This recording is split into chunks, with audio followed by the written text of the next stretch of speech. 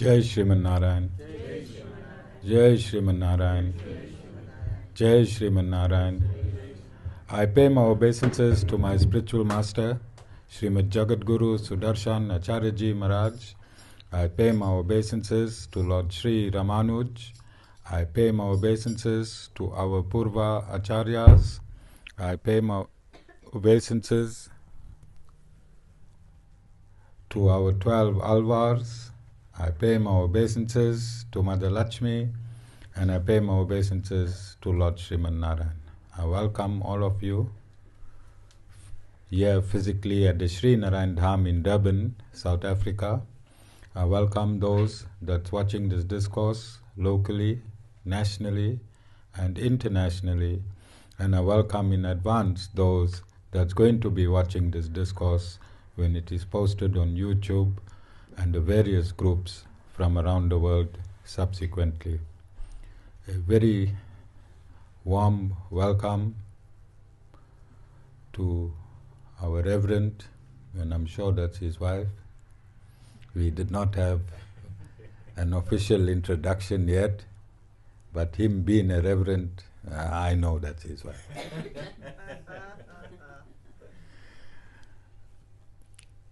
Reverend, in 1978,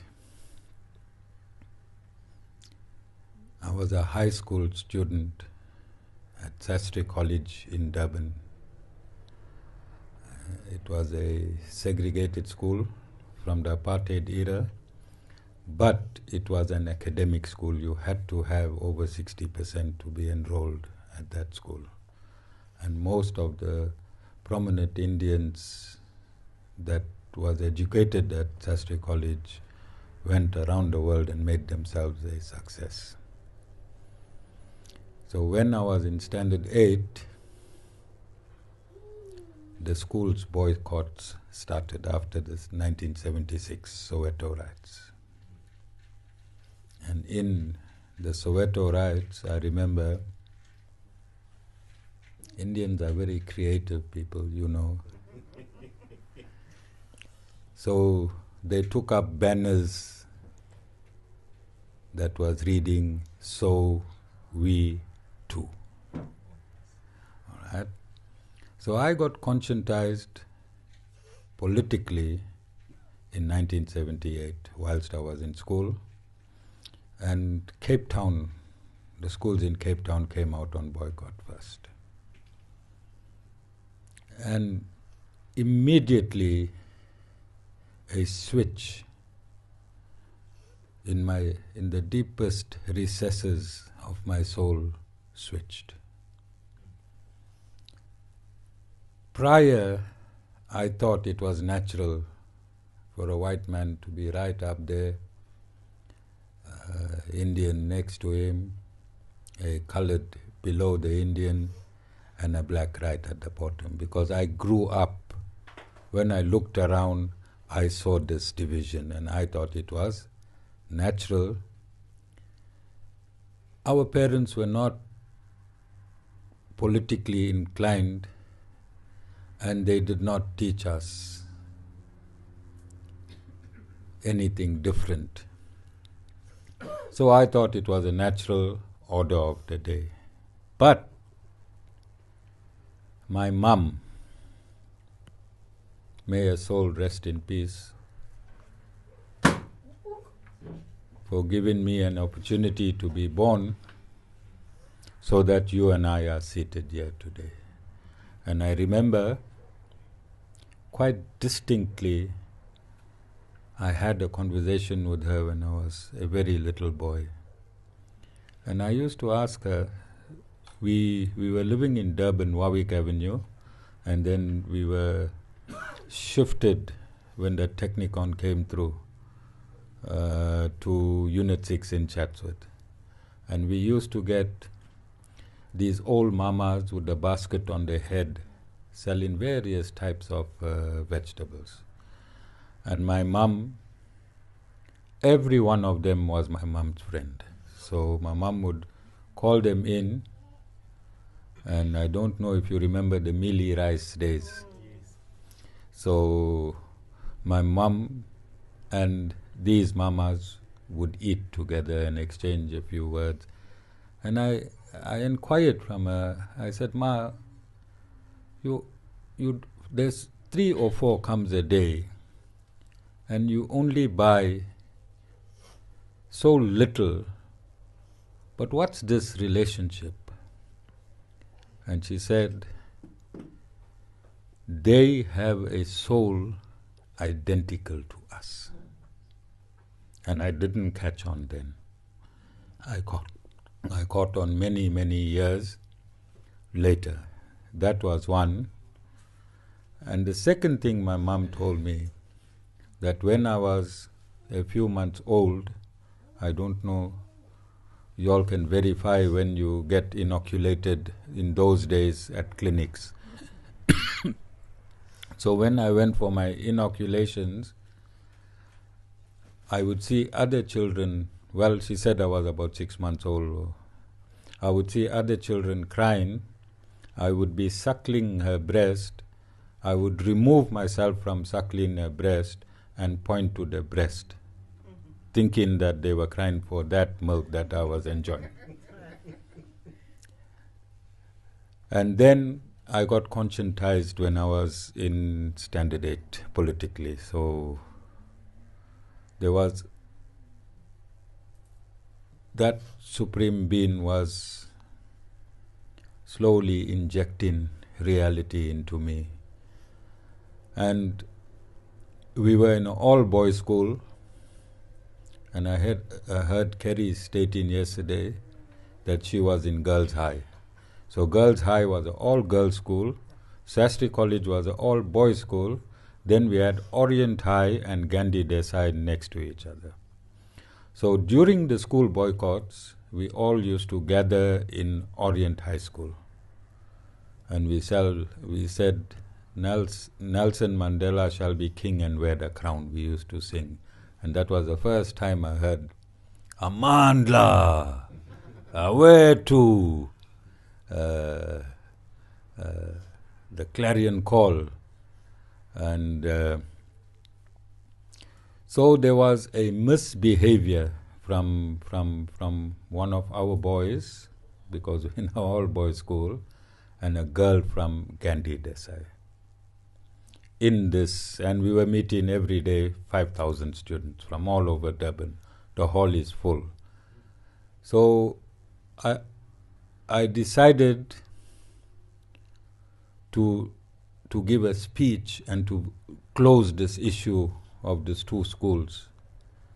And I sat at home on that Sunday. It happened on Friday. On Monday, I made representations that I'm going to give a speech. And I had this vision that we are experiencing today. Black, white, Indian, colored, in one sitting, loving each other immensely. I'm 61. If you do the math, I lived my entire life to bring that into reality. It didn't work. In society, I belong to many, many organizations. I tried to pull people together. People were only after positions. Even in normal, not in politics, in normal institutions, people wanted to show their wives how great they are. Wives wanted to show their husbands how great they are. Hindus wanted to show Tamils how great they are. Tamils wanted to show Hindus how great they are. Muslim wanted to show the both. So I tried and I failed. I went into politics where we had equal representation, Hindu, Muslim, Christian, and the party got 1 seat. And everybody was after that seat. There was a criminal offense that took place, and it took 10 years for me to convict that perpetrator, but I did. He was the leader of Pagat in KZN, and I took him on single-handedly. Many attempts were made on my life, But I sought the help of the Supreme Lord, and He protected me. Then, by mistake, I went to India, and I was told to come back, relinquish everything, and start on this mission. My dream then got realized starting from 10 years ago. This year I'll be a guru for 10 years. Then pastor or reverend, at this level we have to have credentials. We cannot be self-appointed or self-proclaimed. We have to be ordained, and not by your followers, but by the Creator Himself. And with this in mind, I started running this institution. 2 years ago, Jessica, I asked to be joined in an equality court matter when there was, this matter was in the public domain, so I can speak names. It was in all the newspapers. So there was a guy by the name of Bradley, Simeon Bradley. He was preaching in Unit 2 in the flats, and he was attacking the Hindu religion on Facebook. So the Hindu Dharma Sabha, the governing body of Hinduism in South Africa, took Bradley to court on an equality court, claiming 2 million rand in damages. I became an additional applicant. This matter was 2 years in court without me appearing, and it was locked. So he had his attorney, and he had people also joined. Many religious organizations joined on his side.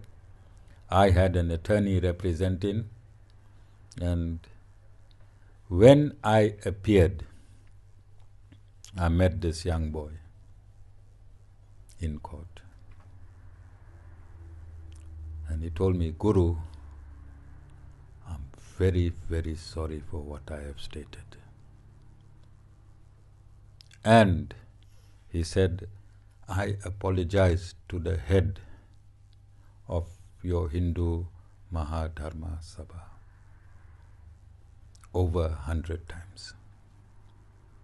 And when I heard this, I made a representation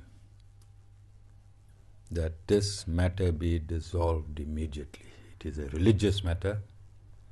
We cannot be vindictive in claiming 2 million rand from a church. And within how many hours, Jessica? Jessica works at court. Within 3 hours, the matter was settled. That couldn't move a millimeter over 2 years. Human Rights Commission was involved as well. Religion for SA, quite a few organizations, they were supporting Bradley. And there was an understanding that Bradley attend Human Rights Commission on religious tolerance. He do a workshop, just one session. Bradley refused. He said, "I want to go to the Guru's ashram and do one session there." Can you believe it? And Bradley did come to the ashram. I didn't use his name. Most of my devotees did not know. I think 99% of my devotees did not know who Bradley was. He came to the ashram with his girlfriend. I made him do exactly what I made you do, sing, speak about Christianity, and leave without even mentioning his name. Today is the first day, I think, after a year, I'm talking about this publicly. But in my own Hinduism, we have a village idiot. And I'm suing him for 1 million rand for defamation. He used to be associated with me. I was trying to help him, and I think, Reverend, you know I'm involved in politics, so I was trying to align him because he made submissions that he's the most influential Indian in South Africa since 1860. So I said, okay, I'll align you politically, and let's see how you can change the political consciousness of South Africa. However, when that political party screened his credentials, they felt they rather dissolve than have him there. That is where he was going to take the party. Okay, so his anger was turned on me, and all of a sudden I became a fake guru. All of a sudden I became a fake guru. So he went on social media, as I said, he's an influencer, and he advertised that he's going to do a show on guru busting. And he put my photo on that advertisement. So thousands of people would have seen it. But he was not like Bradley. I did not charge him immediately. He did this in November. He showed no remorse, and to date he is showing no remorse. You understand? So I sued him for defamation for 1 million. He doesn't have two rands to rub together. All right, we all know it, but it's principle. It's principle where I stopped a man that attacked Hinduism, a Christian pastor, and I made him go scot-free, and I ensured that 2 million rand defamation or equality does not. So they kept bringing the 2 million down from 2 million to 1.5 to 1 million to 500, 1.2. The last amount was 20,000. Yeah. And I still refused. But here's the same guru suing somebody for 1 million. It's because of principle. And he's a Hindu. He's a Hindu that I'm suing for 1 million, but I let a Christian off for 2 million.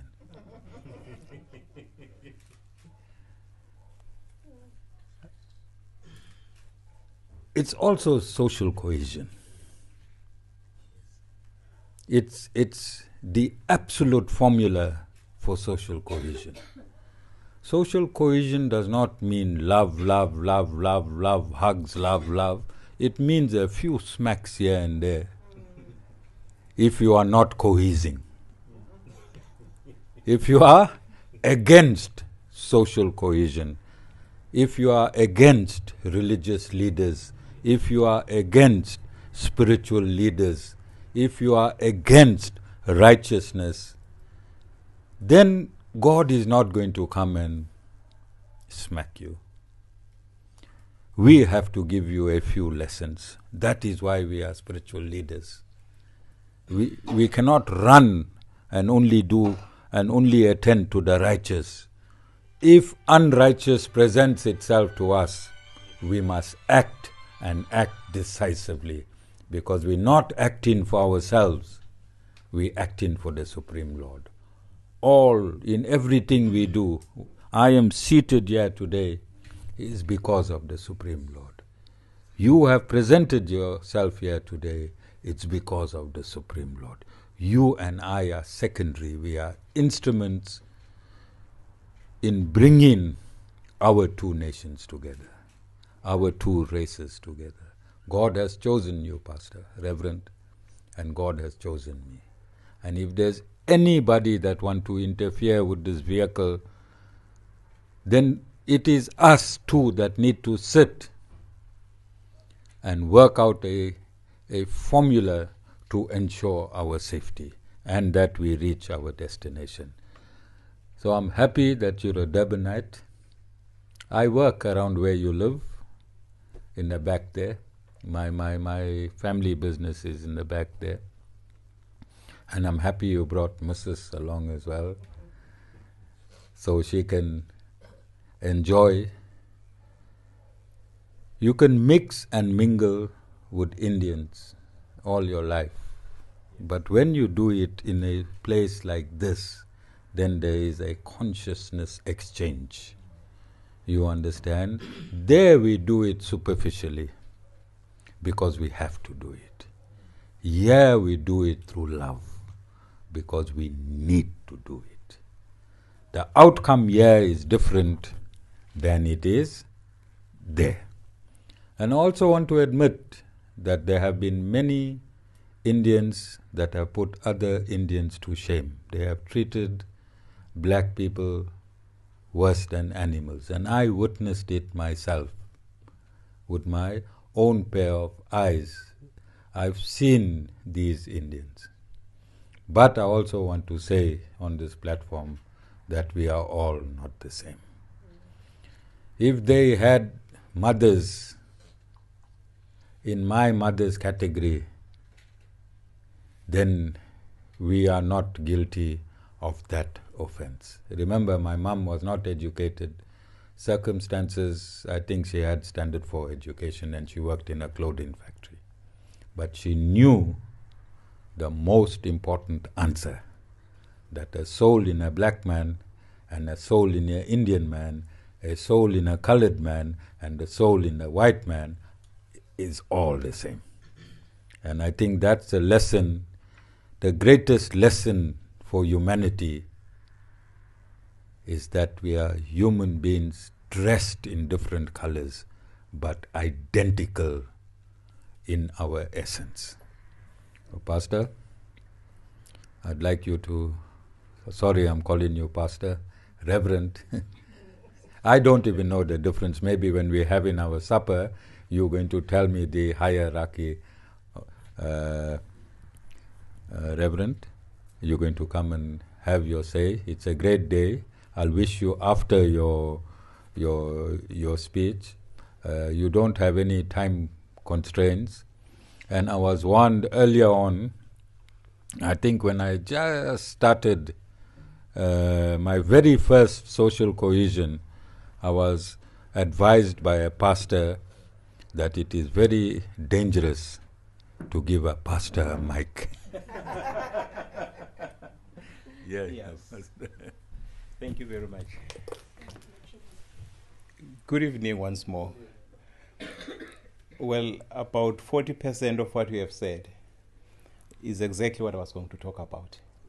I don't know how I do this, Reverend. Something between us always happens. You remember where you come from. Yeah, so my name is Mxolisi. So you may battle with cliques. So, but the essence of my name is about the purpose of being here. So it is the name that refers to a person who wants to see peace. It is about a person who is a peace builder. It's a person who promotes cohesion, the oneness, the feeling of communal solidarity. So that's what my parents gave me 53 years ago on this day.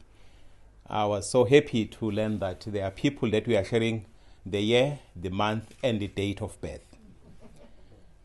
Coming here was for me a deliberate attempt to say that my birthday be a sacrifice instead of going to other exciting places, but to come here to sow that seed of oneness, to sow that seed of love.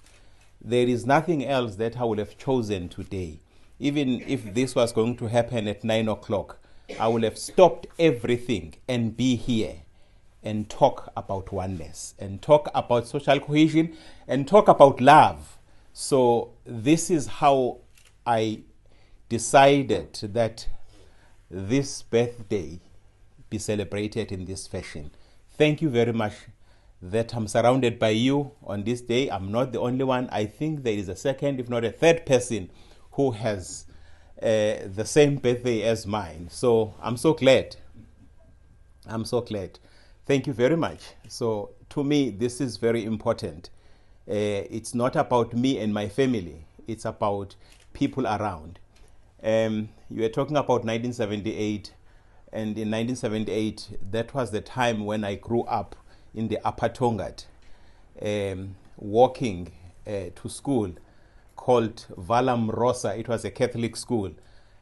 So to get to the school, I had to cross 3 rivers in the morning. When it's raining, it's cold, it's what, but I will go there. But as soon as I crossed the first river, I touched the Indian territory. I touched the environment. That is where I was introduced to people who share a different hair than what I used to have few hours ago, because I had some hair few hours ago.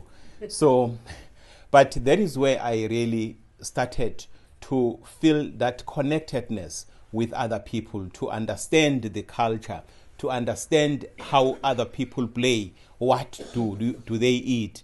Do they eat bhajia? Do they eat murku? Do they eat chili bites and this stuff? So you see, all those things are part of our culture. It's not about how you dress, about the language you speak, even the food that you eat, how you eat. Do you eat with your hand? Why do you eat with your hand?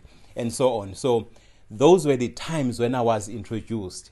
When I grew up, fast forward about 15 years later, I spent my time up the hill here at what used to be called UDW. But even that, before UDW, University of Durban, it was a different name, which I don't want to say, but some of you who have been around for quite some time know it very well. So, but when I was there, I started to continue living the life that I once experienced. So I said, since I don't have a problem of mingling, I don't have a problem of associating, of connecting, why can I not be the champion to preach that, to practice that, more than preaching? Because I think people learn more when we act than preach or say things. Well, as Guru was narrating the story, I learned a lot. You see, I felt like I can sit and you continue sharing. So I like what the late Leonard, Dr. Miles Monroe, said. He says that every day is a classroom, and everybody you meet a teacher, and every experience a lesson. So it's been so wonderful here. For me, this is exactly that. He says every day is a classroom, and everybody you meet a teacher, and every experience a lesson. So many lessons that I've had here. So I was saying that, what am I going to share tonight? How do I title what I'm going to share? Then the Guru spoke about tolerance. Tolerance was going to be my topic. My topic was going to be titled, Be Tolerant. That is what I planned to talk about. Be tolerant. And this guy's problem, to go all the way, it's because of that, because he was not tolerant. So if good people, we can be tolerant, because really we have to be. Look at South Africa. South Africa, I will say, it's a most diverse country in the whole world. We have different languages, different social classes, gender as well. Gender is not even about a male and a female. There is quite a lot in that. People have different preferences. We are different in terms of urban, rural. There are people in between as well. Even urban is still different. There are people who are semi-urban, others are in more affluent areas. So you go to rural areas, it's still the same. There is a rural area where you cannot have network. You can only drive or walk there and you see a donkey. And we know very well that in any village, when you see a donkey, it's a sign of poverty. So before anything happens. So therefore, this is just to say how different we are in different parts of Africa. You go to blacks alone, they are different. There are different ethnic groups. At some stage, there was a big fight between the Xhosas and the Zulus. Pumla is a Xhosa. I'm a Zulu.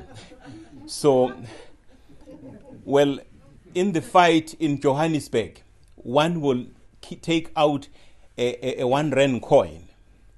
They will know that Zulus will battle with the R's. Instead of R, they will say L. They will say, what is this? Showing the coin. And the Zulu will say, Ilandi. So when he says Ilandi, meaning it's a land. I'll disconnect and put the power.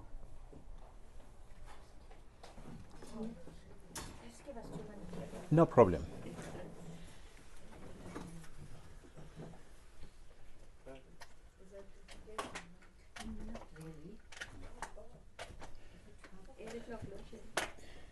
There is a short song that I would like us to say whilst there is still preparation. It says, be still and know that I'm a Lord. Be still and know that I'm the Lord. Be still and know that I'm a Lord. Be still and know that I am Lord.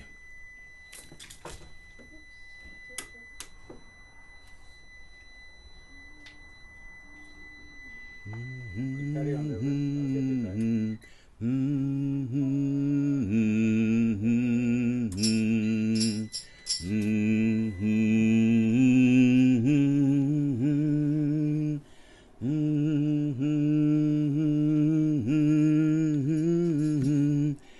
Be still and know that I'm the Lord. Reverend, Yes. Guru in Sanskrit to English means from darkness To to light. light. And you saw that practically. It's so symbolic. It is so symbolic. So there is no other way to demonstrate it more than this way. So, well, we may have to say that it is beyond the load shedding that we see. So this is actually the fulfillment of what the Guru is saying. So, I don't know whether this is Your still... mic won't be working, But you can talk. yeah. Okay. No, use that mic because we need you for the recording. Okay, thank you very much. So, I was saying that you have really taken a lot from what I was going to say. That is why I am going to reiterate some of the things than to start afresh or repeating things. I can emphasize, put more emphasis. So my short address is mainly about it starts with me. It starts with me. It doesn't start with your child. It doesn't start with your family. It doesn't start with your community, even with your nation. It starts with yourself. So let us look at ourselves first as people who are going to ensure that in all the activities that we do, we bring that feeling of communal solidarity. We bring that feeling of communal solidarity. So we cannot say we are going to do that, because you might be the only one. You do not know whether the other person feels the same. So that is why we say that if we want to bring any change, let us look at what can you do yourself wherever you are. It starts with you wherever you are. It starts with you at home, the way we are taught. You touch me again when you were talking about the mother. My mother was also working in the clothing factory in Umbilo. So it is that salary of, it was how much? It was 70 rand per week that took me to the university up there. So it was the same mother who inculcated that seed of love.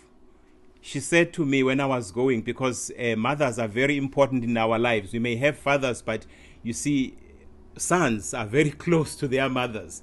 So she says, go there. You are not going to have your high school friends that you were with. There are more people. Make sure that you don't become a disappointment. You don't embarrass the family. Love. If you have to break the bread together, do so. Don't shy away from that. Don't speak the language that is unpalatable, that cannot be well received. So that's the mother. That's the mother who worked at SA Clothing for a couple of years. Before that, she was working in the cane fields. So tilling the soil, planting, doing things. So I was saying to her the other day, I'm so happy that today we are driving your car through these fields where you were working 40 years ago. So it's so amazing. So all what I want to emphasize is that the things that we learn at home, if they have been okay, when you go out, you demonstrate that. You are very much unlikely to demonstrate something different. So it means that if you want to kill the community, kill the family first. If you want to kill the society, kill the community first. So therefore, we need to be very much aware of what we say at home.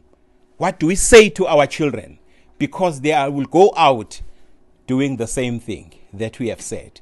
I was in the restaurant where an interracial couple was seated having a nice meal. There was a child that was playing approaching. Then the way the other parent responded, it was explosive. Because the other one, actually the kids were playing amongst themselves, but unfortunately the other child got hurt. So the parent snatched her child, saying that, go away here, saying to the child, and the other one was left like that. And it became the war of the parents. So the other one, go and have an Indian boyfriend, go and have the white girlfriend, something like that. It was so ugly. We are intolerant. That is why I cannot dismiss the topic that I wanted to talk about. We are so much intolerant. If we are tolerant, there are things that will not have happened today that have spoiled our country, that have spoiled the places where we are living. We are very much intolerant. And unfortunately, the reason why we are intolerant, it's because we are not exposed. I was fortunate that growing up, walking to school, crossing the first river, the second and third, so I was exposed to people who are not like me, who are not practicing the similar culture that I was practicing. So I wish, as parents, we expose our kids as young as they are to different cultural activities, groups, things that are happening out there. There are things that are common, but mainly we are different. It's good. Let us enjoy our diversity. It's not a sin that we are different. It's not a sin that we are not speaking the same language, we are not practicing the same practices. It's fine, it's okay. But why can't we promote that? At KZNCC, KwaZulu-Natal Christian Council, where I'm working, we are about unity, we are about peace, we are about development. Those are the three key words. Those are the things that we are doing. So we always do things in such a way that there is peace. We don't want to do something different that is opposing what I am saying right now. So, good people, I want to steal the words from one of the wise men that has a very big influence in our lives. You can go in places, you even see buildings named after him, schools named after him. You have named him. I'm talking about Mahatma Gandhi. So one of the things that touched me that I read is one of the wise words that he said. He said, if we could change ourselves, the tendency in the world would also change. As a man changes his own nature, so does the attitude. That's what Mahatma Gandhi said. He was born in the 1800s. He lived during that time, but the words are still there today. They are applicable if we can still and practice what he's saying, that if we could change ourselves, I said it starts with us. If we can change ourselves, the tendencies in the world would also change. We haven't really noticed how influential we are in our spaces, in our families, in our environment, in our workspaces, in our schools, in our synagogues, in temples and so on. So, but that, if it can change, it will influence what is happening. That's what he said many years ago. I was not even there at that time. So therefore, it is very important that we embrace the diversity that we experience today. We are very much different. There is another man called Nelson Mandela, which you also make mention of. He said the words that are applicable to many different situations. You see, we might have fallen as a country by going through apartheid, as we have spoken about it. That is why I'm saying that it's like I'm drawing a lot from you. So we were different, 4 layers, blacks down there, the whites up there. So, and it is not to say that everybody was enjoying the position where he was put. But Mandela is saying that the strength of a person does not lie in never falling, but in the waking up. We might have fallen by being categorized, put into groups that you are there. So that's a fall of a man, because something that is happening, you might not be happy with it. So some people, I remember when we used to have activities as schools many years ago. So some people will eat in certain places, others do not. Others are not allowed. But I'm telling you that, so there are people who are eating in those selected, distinguished places, who do not want to eat there, because they are also aware that there are other people who need to enjoy the same. So there are things that become benefits for us, made by the system, not because you liked it, but it is a system that allows those things to happen. But people do not enjoy. They want unity. They want openness. They want all of us to be in the same environment. So that is why I'm saying that we might have fallen. We went down because of that. But our strength is in the waking up. Now everything is okay. We don't have those layers. So we are living in the time when we need to forget about all those differences that we are talking about. You see, there is a question that we need to ask ourselves. The question is that, where I am, what difference am I making? So it doesn't mean that you have to make a difference to the thousands of people. Maybe in one person next to you, maybe to your child, maybe to that person. That will really definitely influence the way things are happening.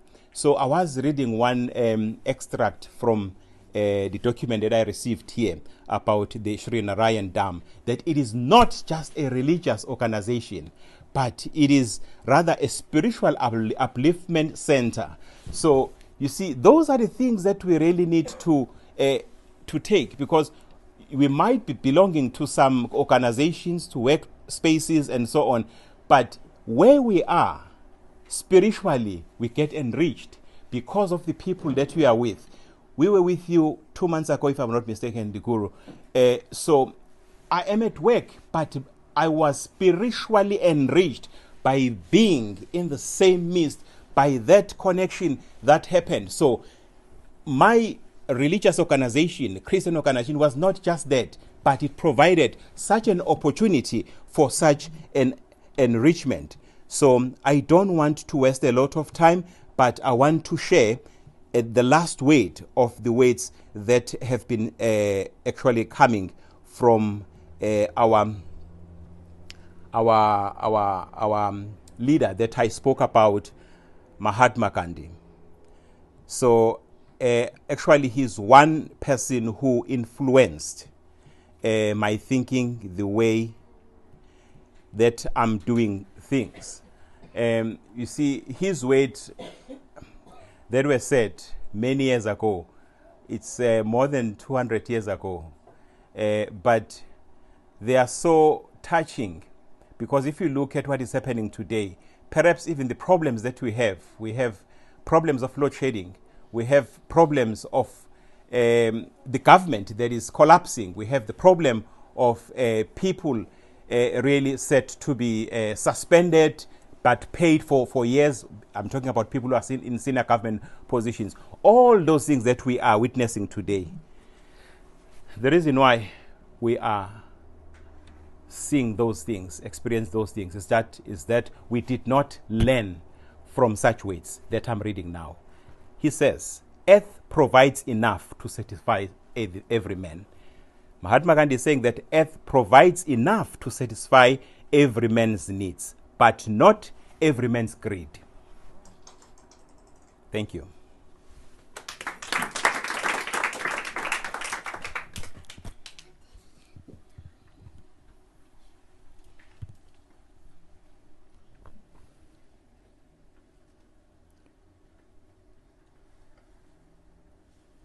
Thank you, Reverend. You being here today on your birthday cannot be a coincidence. You and I are in the business where the word coincidence has no meaning. We only believe in God incidents. And today officially binds us both at our hip. We're never going to let South Africa be influenced by racist politicians and that want to divide society. Because this picture, your speech and my speech, is going to go viral. Because today is a world of technology. That is why we use social media, so that the message can reach everyone faster. Reverend, I want to wish you all the best. Your birthday will always be in the month of the Ramanujans.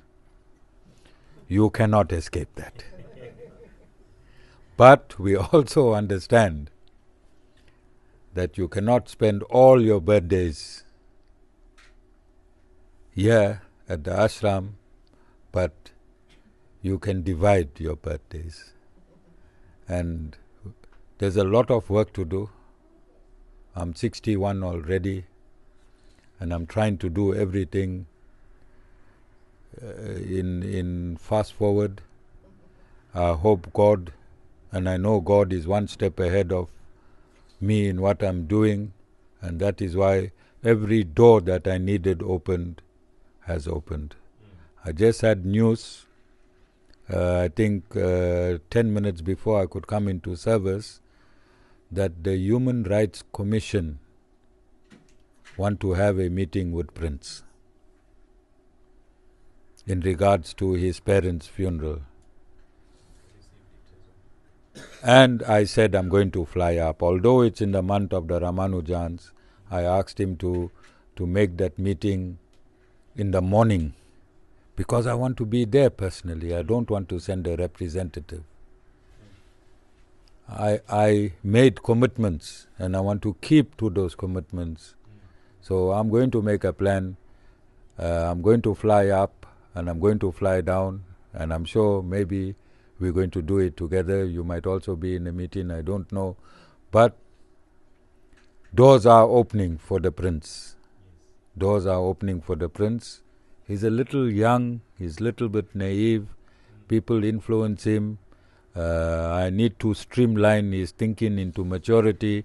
Don't just hop around like a grasshopper. I'm sure he's listening. I'm giving him wisdom. But I want to close with two things, Reverend. My son is seated at the back there. Lift your hand up, Sean. He's 36 years old. He was 4 years old when his mum taught him to write.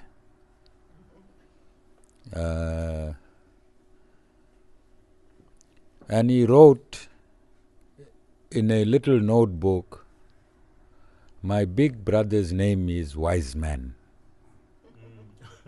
So I was in the minibus taxis at that point in time, and I had a conductor. His name was Wise Man Gube, Ncube. Gube, yeah. And he had a room. I was living in a 3-bedroomed duplex, the very first duplex that was built in Reservoir Hills. It's still down there, Pempali Way number 1. So I was living in that duplex. I was a taxi owner and a policeman together. Taxi and policeman together. And my conductor lived in one of the bedrooms. He sat and ate at the same table. He used the same towels. And he carried my cash because I was fond of drinking something more stronger than water and Coke and Fanta. And I would send him, "Wise man, run for the bottle," and he'll be upset like a big son. And he'll keep the cash and he'll go and give it to Sean's mum, and that was the relationship that we had. What mum taught me, I practiced it. 30 years ago, I put it into practice. My son knew no difference between a black and an Indian. And up till today, he's doing his business where no Indian can come and do his business. He's doing it with black people, right, in the most dangerous places. And I also had my business in Amlazi E and D section, where every weekend on a Monday there'll be mortuary vans picking up 12 bodies from the river. We used to mine in the river. And I could have 20,000 in my cubby and nobody would touch us because we practiced. Yet in the same place there was murder because we practiced. You can be racially different, but your love has no discrimination, because love is love. A murderer can love you, a hijacker can love you, anyone can love you. So I want to state today, because it's an opportunity for me to discuss this, that what mom taught me, I carried it forward, and my children are carrying it forward in their lifetime. So it works. Basically what I'm trying to say, if you plant the seed of oneness in your own children, as you said, you start with yourself first. Yes, proof. I started. We are living that oneness. We experiencing that oneness. And this is why I feel comfortable here, seated here today. I know I've interacted. When I was in the police force, my memory is just taking me there. I was the only Indian working. There were only 7 Indians in that station, and I was the only Indian working in that shift. Then we used to do foot patrol all over Warwick Avenue right up to Morningside. And if I was posted on patrol, then my black brothers were very, very sensitive about it, because they saw that I had a relationship with the white, and if I'm walking with them, then there's so many deviations that happen along your patrol that I might be a spy for the white man. And this is where I learned vodka 1818. and Wilson's triple X. They introduced me to vodka 1818 and Wilson's triple X. Those years ago, 30 years ago, vodka had no smell. And Wilson triple X would nullify any smell. I had to do or die. So I did. But I also enjoyed my vodka. All right? They taught me how to find a criminal. Without searching a criminal, I could see who was who. And I'll just go to somebody. Well, our hands were allowed to be loose those days. So I won't introduce with the card, I'll introduce with the what we call in Hindi kan pati. One smack, outside, search him and I'll find it. Because I learned from my black teachers. And this is where our bond grew to such an extent. Warwick Avenue was dangerous. Warwick Avenue, the Warwick Triangle was one of the most dangerous places in KZN. But we had each other's back. And I thought, I teach my congregation and whoever listens to me around the world that each race has a uniqueness. And when we sit like this and when you mingle, we should adopt the uniqueness of the next race. And if you want loyalty, then a black man is the most, or the black race are the most loyal people. That's maybe one of the reasons why we politically we are where we are. Practically, politically, because of the loyalty, where one won't be a witness against another. All right? It's used, that loyalty is used in the wrong place. But if a black man tells you, I love you, he really loves you.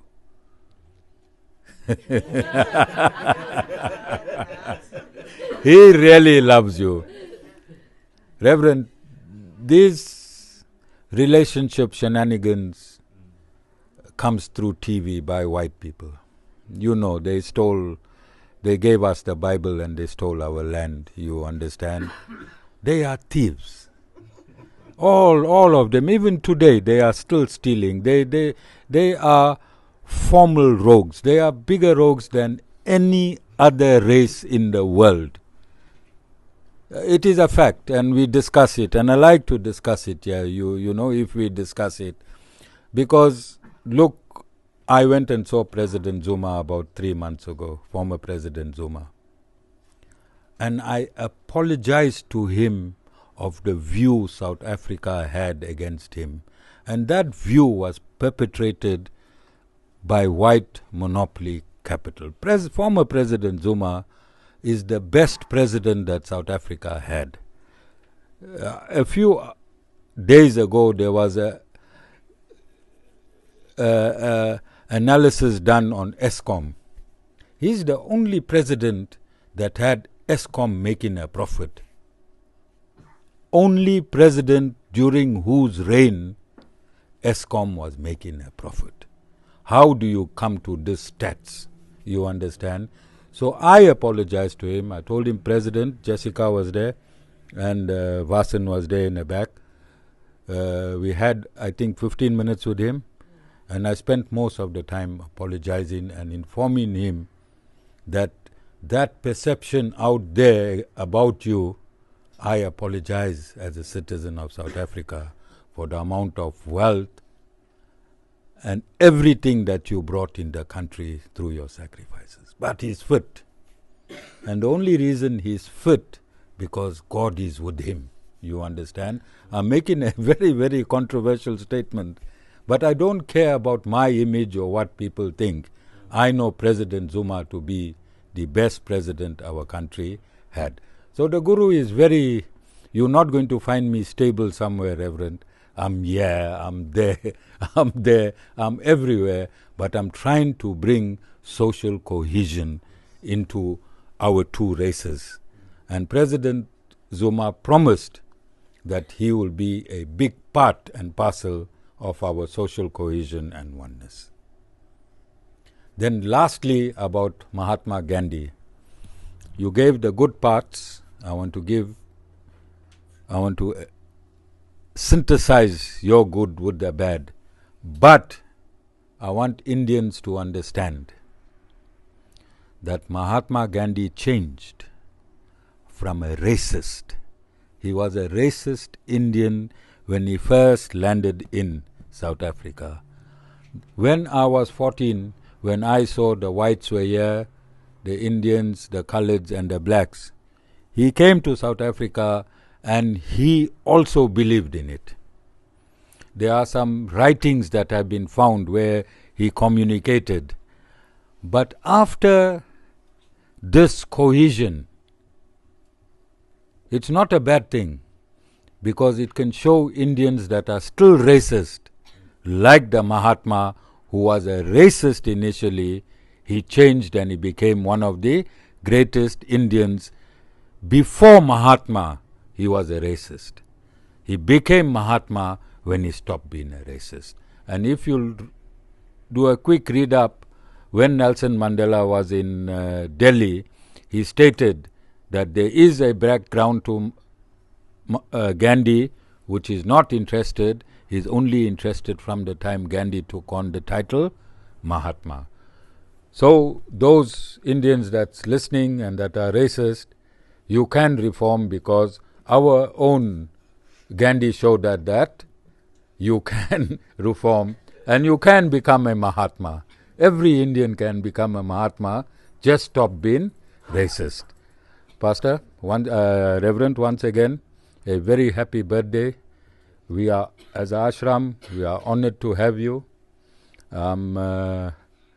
If you need either me or my congregation, when you are doing something where you need to mix it up, even if it's on my Sunday, if it's on my congregation time, we can have it at your place. Wherever, I'm not saying you must, I'm saying moving forward, if you ever need us anywhere, we can even come to your offices in Maritzburg. All right? And if we do not engage after this, then today was a mere window dressing. And we don't want, we cohesing so that we can uplift. And we have to be here next year. I have to give a report back on how far Reverend and myself went in social cohesion and oneness. Then practically will be really uplifting both our communities and the consciousness in South Africa. Also, Reverend, you are situated, people don't know how highly ranked you are in the KZNCC, but it was through hard work that you reached there. You are an influencer. When you are in your church, Reverend, we have to discuss politics. Not specifically, but we have to discuss politics, and we have to urge our congregations to go and cast your vote. We have to do that. As long as they go, we don't tell them who to vote for. I've invited everyone here, and you know I belong to a particular political party myself. I'm not asking my members to join any party, but I have joined a party. I'm not asking my members to vote for a particular party, but I'm asking my members to make a difference. To whichever party they join, we know there'll be a coalition government. They'll all come back together anyway. So please, religious leaders don't want to discuss politics, and this is another reason why we are in the state. We have a right. We have the biggest vote bank. Religious leaders, spiritual leaders our vote bank is greater than the political vote bank. I urge you, you can also use me in ensuring that our political status changes in this country. You are also a powerful preacher. You can make differences in the church. I can make differences in the ashram. But when they walk out there, the price of bread is not going to drop, no matter how much I preach or how much you preach. So for the bread to be available to everyone, we have to change the political dynamics. Thank you very much, Pastor. We are really honored to have you here today. Thank you and happy birthday.